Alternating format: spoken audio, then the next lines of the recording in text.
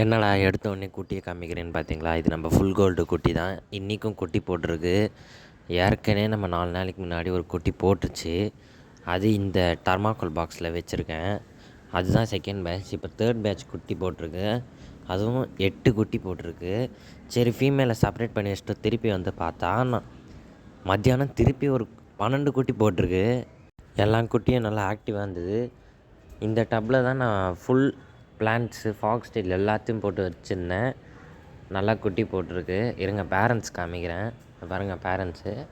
ஃபீமேலோட வயிறு நல்லா எம்டியாக இருக்குது. இதையும் நம்ம செகண்ட் அண்ட் தேர்ட் பேட்ச் இருக்கிற தர்மாக்கோல் பாக்ஸ்லேயே கொஞ்ச நேரம் டெம்பரேச்சர் செட் பண்ண வச்சுட்டு இதில் ரிலீஸ் பண்ணி வச்சிடலாம்.